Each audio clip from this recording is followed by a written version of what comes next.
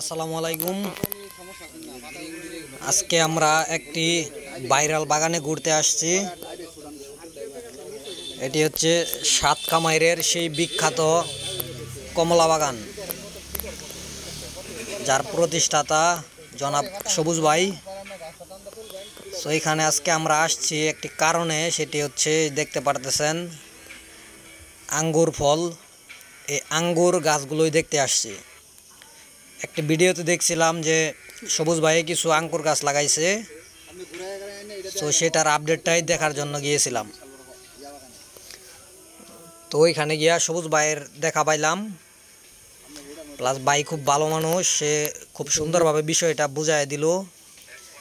কারণ সামনে একটি বাগান করার আশা আছে আমার, সেই জন্য তথ্য সংগ্রহ করতেছি। দেখতে পারতেছেন এইগুলা 3 বছরের গাছ।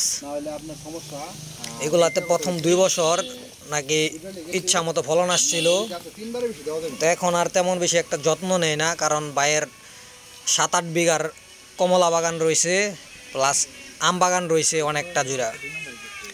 সেগুলাতে শ্রম দেওয়া এখানে আর কি সময় পায় না যত্ন নেওয়ার। তারপরেও গাছে মোটামুটি ভালো পরিমাণ ধরছে, কিন্তু ভাইয়ের কথা হলো যে কথা হচ্ছে ভালো জাত লাগবে, ভালো জাত ছাড়া এটি চাষ সম্ভব না। কারণ ভাই যে জাতটি লাগাইছে এটি হচ্ছে সবুজ মিষ্টি বলে, ওইটা কিন্তু একদম পাকার আগ পর্যন্ত টক লাগে।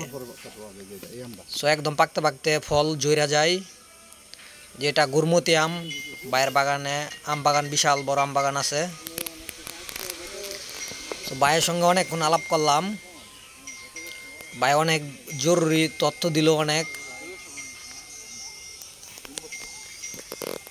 আর শ্রীপুরের সাতকামাইর এলাকা, এটা তো অনেকেই চিনেন। শ্রীপুরের মানুষ যারা মাওনার মানুষ সকলেই চিনবেন, কারণ এটি বিশাল ভাইরাল বাগান। তো এখান থেকে অনেক তথ্য পরামর্শ নিলাম, যেটি আমার জন্য সামনে খুবই কার্যকরী হবে।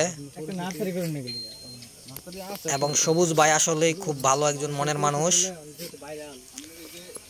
সেই জন্যই হয়তো বা তার এত ব্যাপক বিস্তৃতি, আল্লাহ ভালো জানেন। গত বছর মানে এরকম ভালো মানুষের কপালে ভালোই থাকে এক সময় না এক সময়।